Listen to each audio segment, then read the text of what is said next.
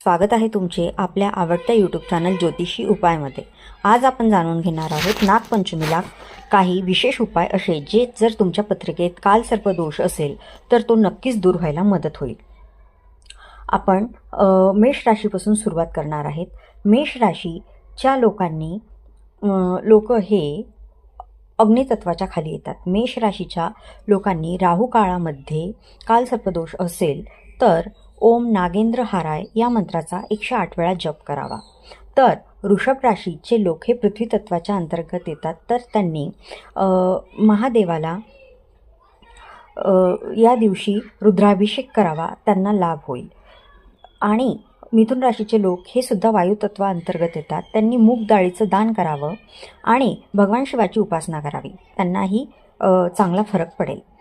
कर्क राशीच्या लोकांनी ओम भुजगेंद्र हाराय विद्महे सर्पराजाय धीमहि तन्नो नाग प्रचोदयात या मंत्राचा जाप करावा आणि नारळ पाण्यात प्रवाहित करावा।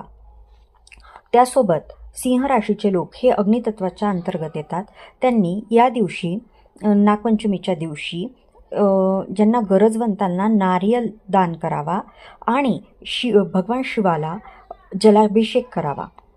त्यासोबत कन्या राशीचे लोक हे पृथ्वी तत्वाच्या अंतर्गत येतात आणि ह्यांनी नागपंचमीच्या दिवशी भगवान शिवाला जलाभिषेक करावा आणि एखाद्या बिमार व्यक्तीची सेवा करावी। तुला राशीचे लोक हे वायुतत्वाच्या अंतर्गत येतात, तर त्यांनी शिवचालिसाचं पठण करावं आणि जरूरतमंद लोकांना वस्त्रदान करावे।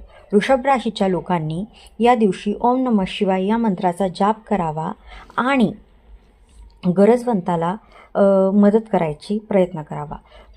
धनु राशीचे लोक हे अग्नितत्वाच्या अंतर्गत येतात, त्यांनी गव्हाचं पीठ आणि साखर मिश्रित एखादी मिठाई बनवून भगवान शंकराला नैवेद्य दाखवावा आणि शक्य झालंच तर त्याचा प्रसादही वाटावा।